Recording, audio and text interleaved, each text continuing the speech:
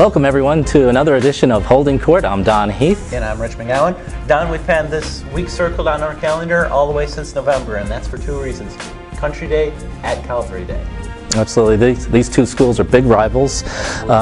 Every game they play seems to be competitive and highly anticipated.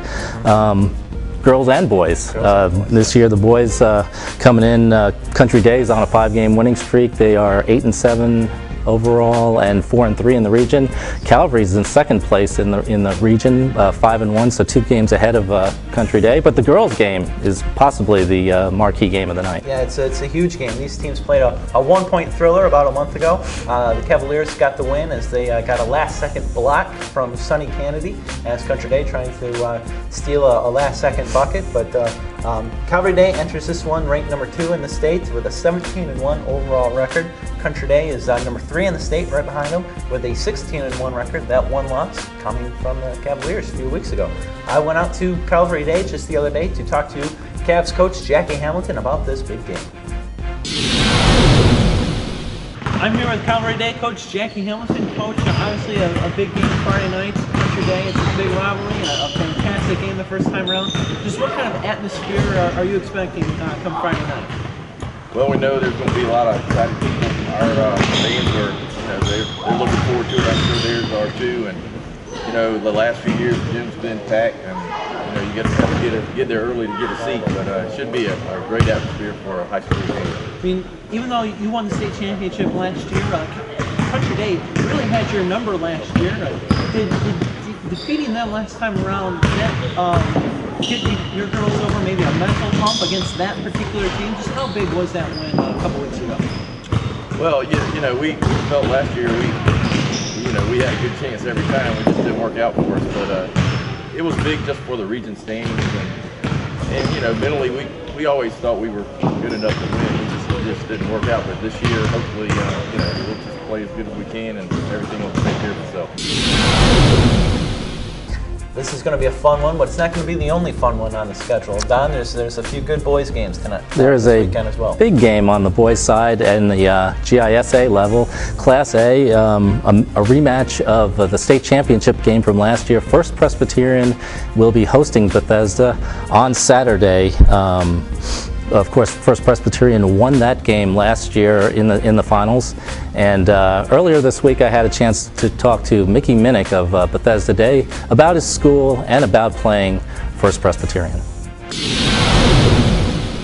I'm here with Bethesda coach Mickey Minnick of the Blazers, 15-1 Blazers. You won 15 in a row, and you got a big game against First Presbyterian on Saturday night. We do. We play at their gym Saturday night. It's a game we look forward to since last year's state finals, so we're excited about it. Our boys are excited about it, and they're kind of the team to beat right now. They've got all of their players back from last year's state championship team, so we know that we've got our hands full, but we're very excited about it. And they're a region mate as well, so could this possibly be a preview of the region championship and possibly state championship? It could be the beginning of possibly.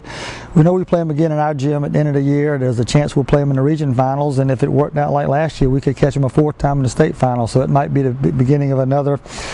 It's definitely become a rivalry game for us, and very familiar. They do. I think they know us well, and we know them well, and it makes for exciting. But good people, great coach there, and he's got a really good team right now. Got 4 seniors that are very, very exceptional players.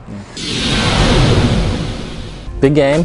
First Presbyterian's won 30 in a row. Bethesda's won 16 in a row, so something has to give in that game. Absolutely. Sounds like a toss-up. Don, who do you like in this one? Well, this First Presbyterian has its entire team back from last year. Bethesda is kind of rebuilding. They've lost 3 starters from last year's team, so I'll give the edge to First Presbyterian.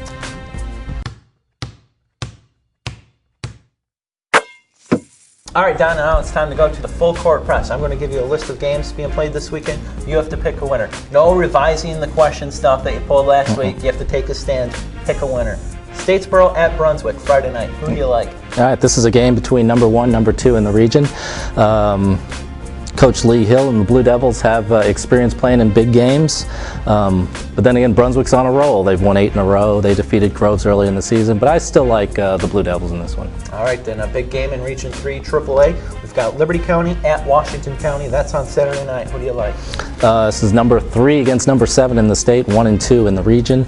The Panthers won the first game by 3, but this game now is at Washington County, so I'm going to take Waco in this one. Going with Waco. And let's go down to Ludowici, where Benedictine is at Long County on Friday night.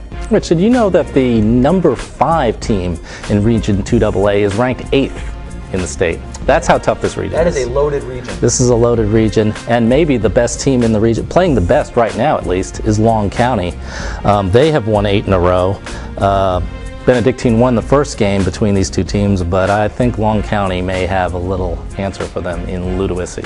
All right, and now to the aforementioned Country Day at Calvary Day. Big rivals, what do you like? Big rivals. Country Day's on a little bit of a roll, winning 5 in a row. They have David Torreya back, but Calvary's just a little deeper, and I'll take the Cavaliers.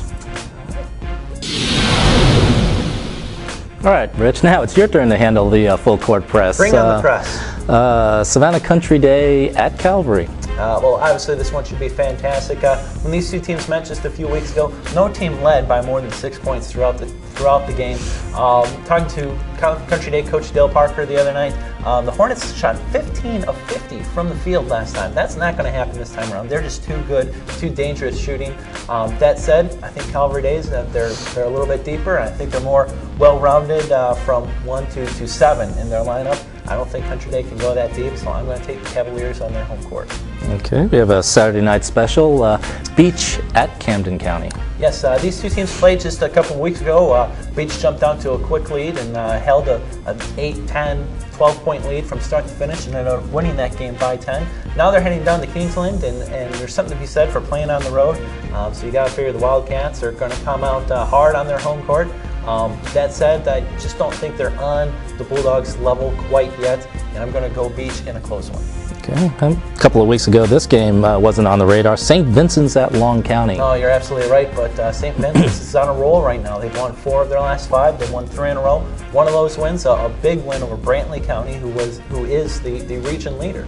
The thing about this region, we talked about on the boys' side how it's absolutely loaded. The girls, it's similar in that there's no team that's head and shoulders above the other teams. I mean, this is a region that if a team gets hot, they could make a serious run for the championship, and that could be St. Vincent's right now. They're on a roll. These two teams played just a few weeks ago. Long County won, but just by 4 points. St. Vincent's is really coming together, and I'm going to pick them to go down to Ludowici and make the mild upset. You know, a lot of boys will be watching that game because the Region 2AA tournament will be at the girls' winners. Yes, it will. So there's a lot at stake to win that region. Okay. Lastly, another Saturday night special. Brunswick will be at Bradwell. It's a non-region game, but it should be a fun one. Brunswick began the season 13-0, but they've lost 2 of their last 3 games, and one of those early ones they had came against Bradwell. Bradwell enters 13-3, one of those losses to Brunswick. So this should be a very close, evenly played matchup, one I'm looking forward to seeing. I'll be there Saturday night.